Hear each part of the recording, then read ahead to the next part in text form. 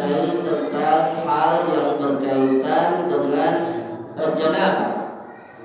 Di sini diterangkan wa in kana alaihi janabatun min mujama'atin binaumin aw ghairihi, ya, aw khuruju maniyyin binaumin aw ghairihi lazimahu ghuslu jami'i bulubul badani ma'aniyati raf'il janabah.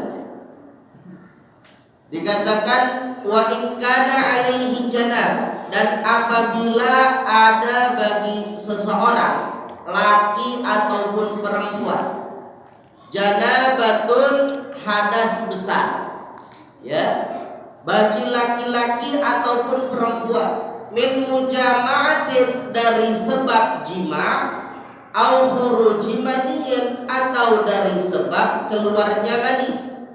Jima menyebabkan seseorang wajib untuk mandi, kena dia yang namanya hadas besar atau kita kenal dengan janabah. Baik jima ini halal atau jima ini haram, tetap terkena atasnya itu kewajiban untuk mandi. Maaf, inzal atau biduni inzal, artinya maaf, keluar ataupun tidak keluar, paham ya? Tapi tetap masuk, tetap harus mandi. Ya, tetap harus mandi. Mau keluar nggak keluar, selama dia masuk tetap wajib mandi. Au khuruji maniyin, atau keluar dia tanpa sebab jima, ya, dengan sebab yang lainnya, contohnya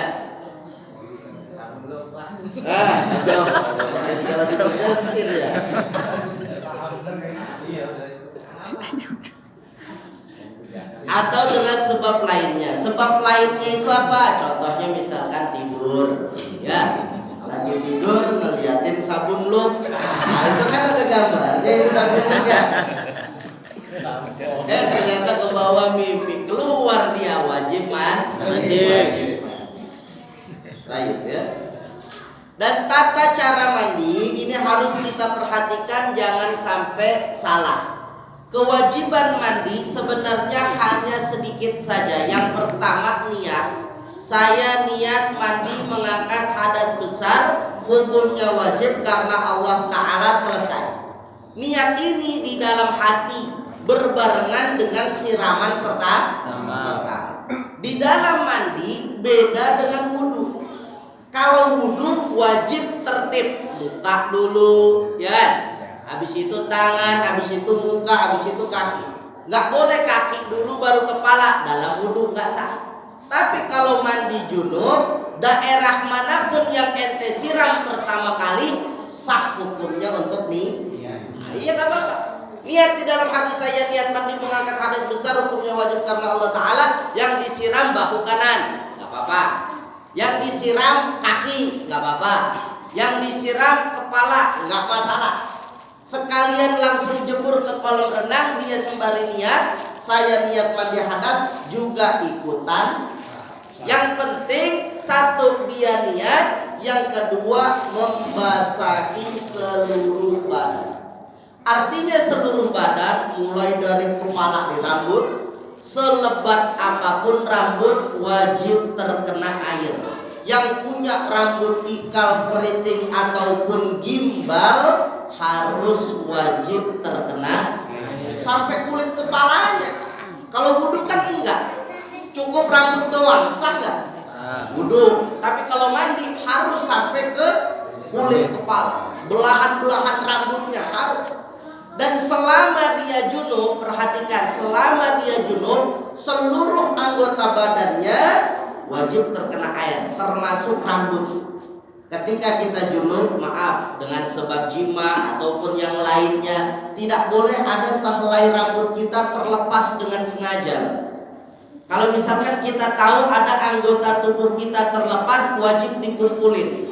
Habis itu semuanya itu nanti ketika kita pengen mandi, disiram berbarengan dengan niat. Rambut kita, jenggot kita. Ketika junub jangan cukur jenggot. Karena jenggot ini wajib terkena air, mandi dulu, siram dulu, baru boleh dicukur. Nah itu penting tuh. Bulu yang lain, kuku, nggak boleh potong kuku sebelum mandi junub. Mandi junub dulu, baru potong. Karena kuku juga wajib untuk terkena di bawah kuku nih, ya makanya kuku-kukunya harus dibersihin nih, dipotong. Karena di bawah sini ini wajib terkena air. Selahan-selahan yang lainnya semua. Termasuk daripada itu jenggot yang tebal. Jenggot yang tebal juga wajib terkena air kulitnya. Kulitnya nih, punya jenggot setebal apapun tetap wajib terkena air. Paham ya? Berbeda dengan wudu. Kalau wudu orang punya jenggot tebal, luarnya aja nggak apa-apa sah. Asal jenggotnya dia tebal. Artinya tebal, kulitnya nggak kelihatan. Dia ambil punya air, dituangin sini, cukup aja di luarnya. Kalau wudu boleh sah, nggak mesti digosok-gosok, sunnah aja tuh digosok-gosok. Tapi kalau misalkan mandi wajib digosok-gosok sampai kulit. Termasuk juga yang harus diperhatikan, lipetan badan. Orang-orang umum kan lipetannya banyak tuh. Ya, seperti saya nih. Saya kalau duduk perut melipet 3. Ya Allah. Kalau Bang Tobar kan Masya Allah perutnya keceplakan martabak.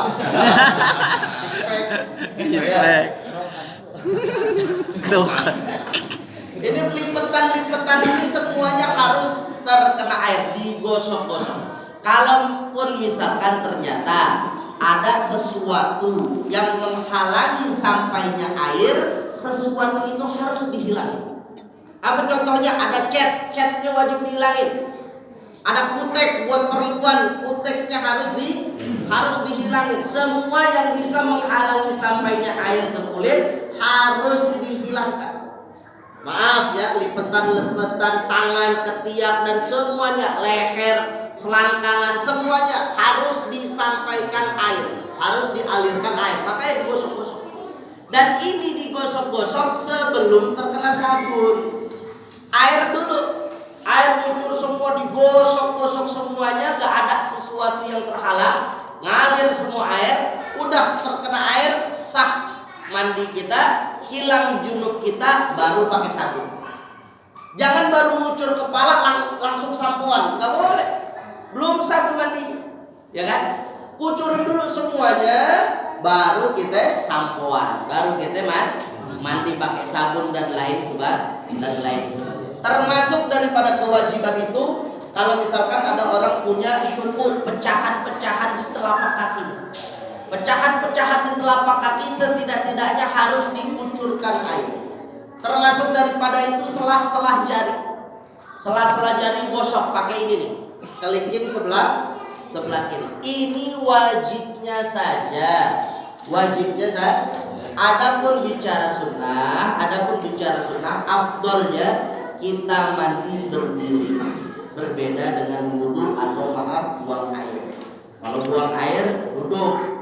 Jangan berdiri dulu. Kalau buang air duduk. Maaf, mau buang air kecil ataupun buang air besar, laki perempuan duduk.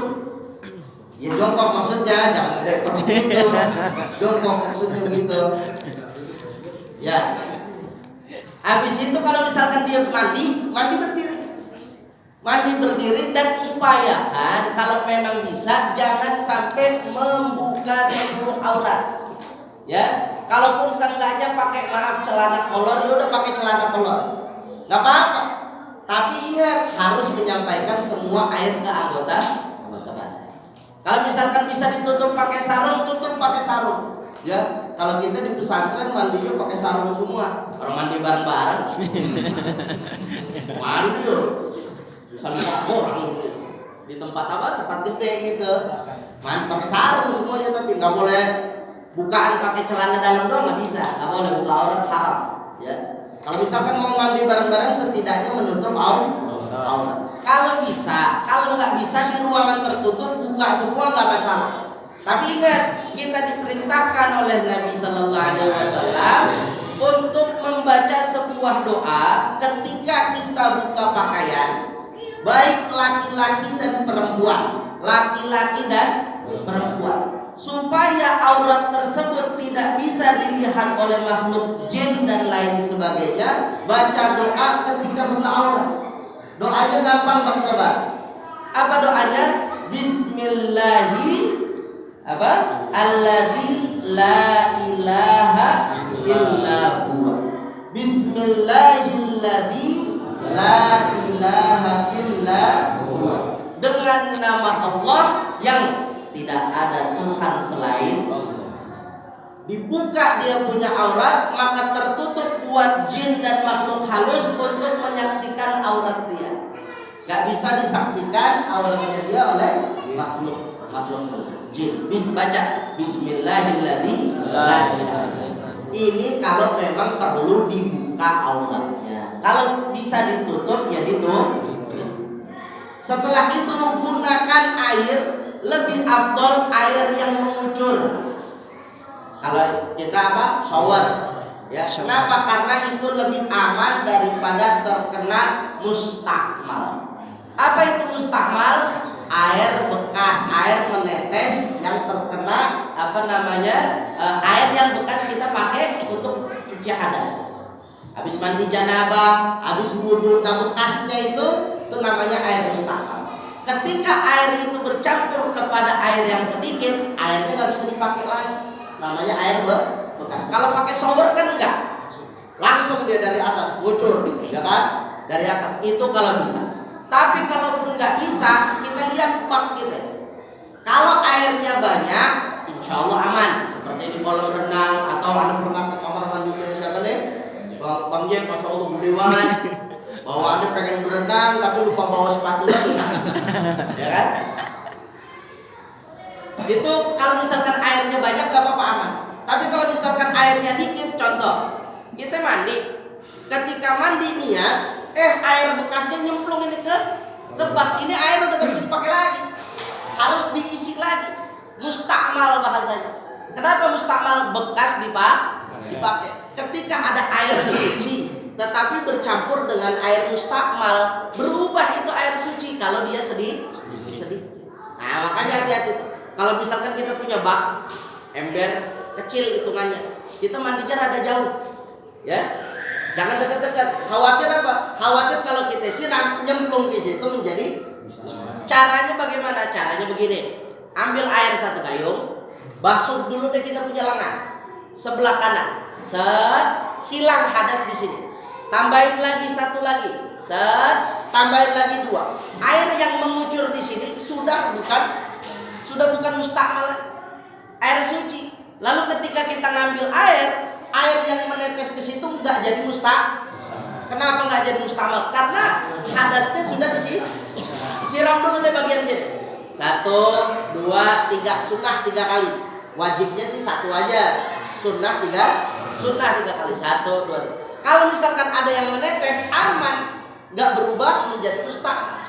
Ambil air, siram bagian bahu, ya, siram 3 kali. Kalau sudah, siram bahu kiri 3 kali, ya kan? Habis itu kalau memang sudah, siram bagian kepala. Nah bagian kepala rada jauh nih kalau sekali. Yang pertama rada jauh, khawatir ketika kita mendekat masuk ke situ netes berubah itu air menjadi mustakmal, nggak bisa dipakai. Nah, ini penting untuk disampaikan. Karena apa? Kalau misalkan ini tidak disampaikan, tidak dipelajari, masih banyak orang yang salah tata cara mandinya. Ya, enak kalau pakai shower. Kalau misalkan pakai bak ember biasa kecil, ya berubah nih jadi mustakmal. Ambil tuh air, siram ke kepala sekali udah merata. Kalau misalkan sudah merata, nah siram lagi 2 kali, siram lagi ketiga. Ketika kita mendekat ke air, jatuh dia punya air ke tempat bak, ember dan lain sebagainya, tetap tidak merubah air menjadi mustakmal. Nah itu penting. Semuanya dibasuh, lehernya, kehormatan depannya, kehormatan belakangnya, semuanya sampai kaki. Udah selesai baru sabunan. Ya. Adapun wajib sampoan apa enggak sampoan, sabunan apa enggak sabunan, tidak ada kewajiban selama kita telah memastikan air seluruhnya itu masuk. Ustaz, Anda mandi junub tapi enggak sampoan, sah enggak? Ya sah selama airnya seluruhnya terkena anggota tubuh. Ustaz, Anda mandi junub tapi enggak pakai sabun, sah enggak mandinya? Tetap sah selama seluruh anggota tubuh kita terkena air. Itu adalah tata cara kita mandi junub. Jadi yang pertama kita niat. Saya niat mandi untuk mengangkat hadas besar, hukumnya wajib karena Allah Ta'ala. Niatnya di dalam hati, waktunya berbarengan dengan siraman pertama. Di anggota badan mana saja. Kalau kita mau berenang boleh, kalau kita mandi pakai kucuran boleh, mandi pakai gayung juga boleh. Yang penting basuhan pertama, siraman pertama kita niat di dalam hati. Saya niat mandi mengangkat hadas besar, hukumnya wajib karena Allah Ta'ala. Dan harus dipastikan tidak ada sesuatu apapun yang bisa menghalangi sampainya air ke anggota badan. Mulut bagaimana Ustaz? Mulut tidak ada kewajiban ini. Ya, kumur-kumur sekali itu cukup, sunnah, hukumnya enggak wajib. Kenapa? Karena bagian dalam ini tidak termasuk. Mulut bagian dalam, hidung bagian dalam, telinga bagian dalam juga nggak terlalu. Tapi kalau telinga bagian luar, ini yang kelihatan zohir ini yang kelihatan zohir, ini wajib terkena air Pak. Namanya simahul udhun, bagian luar nih, ini wajib terkena air. Mata kita namanya maktain, ini sini juga wajib terkena air semuanya. Paham ya kira-kira ya? Ini tata cara kita di dalam melaksanakan mandi. Buat orang yang junub atau buat wanita yang haid, wanita yang nifas, wanita yang melahirkan, laki-laki dan wanita yang melakukan hubungan, baik keluar ataupun tidak keluar, yang penting dia sudah masuk tetap wajib mandi. Ini pembahasan kita hari ini, mudah-mudahan dapat dipahami, dapat diamalkan, dapat diajarkan kepada yang lainnya, sehingga ini menjadi ilmu yang bermanfaat, ilmu yang dapat menyelamatkan kita dunia dan akhirat, serta menjadi ilmu yang dapat mengangkat derajat kita di sisi Allah Subhanahu wa taala. Singkat saja pelajaran kita, mudah-mudahan bisa istiqamah, bisa kita ajarin pada kita. Malam ini ada pengajian ada maulid di Masjid Al-Falah bagi jamaah yang ada kesempatan. Tafadhal, insyaallah maulid tersebut akan dihadiri oleh Habib Saleh Segaf, juga hadir Habib Alwi ya. Habib Alwi juga hadir insyaallah.